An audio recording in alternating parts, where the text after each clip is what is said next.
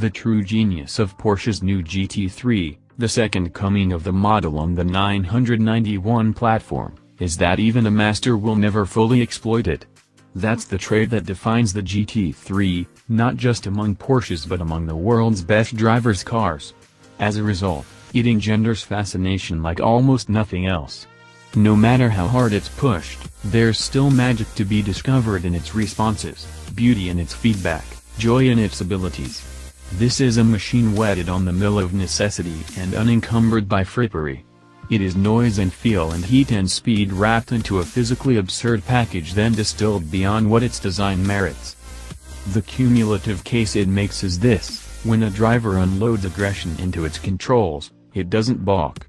It doesn't plead for mechanical mercy. From its perspective, driving with purpose differs not at all from driving for pleasure. When much is asked of the GT3, it simply goes faster. It goes faster and then, like a bitterly defiant teenager, it doubles down, betting that what it can endure exceeds what you can supply. That is a profoundly fantastic thing for a sports car to do. A big part of the latest GT3's magic is conjured by its engine, a wicked, ripping salute to all that is right with flat sixes and natural aspiration.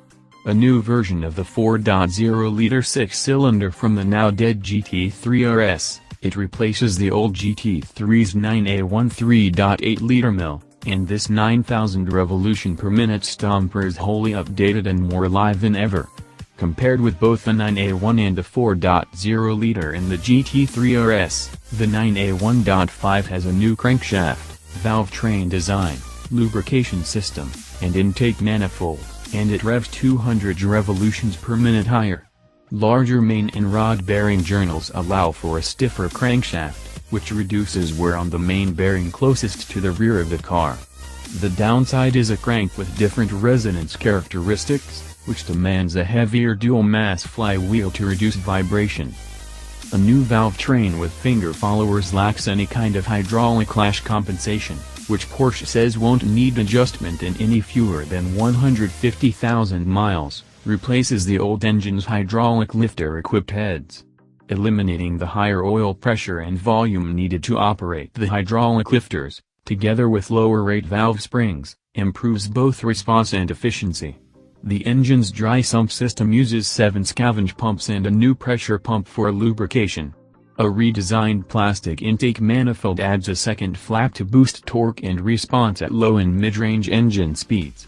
At 500 horsepower and only 339 pounds-to-foot of torque, it is, by supercar standards, a relative wimp. Until you actually step on the accelerator.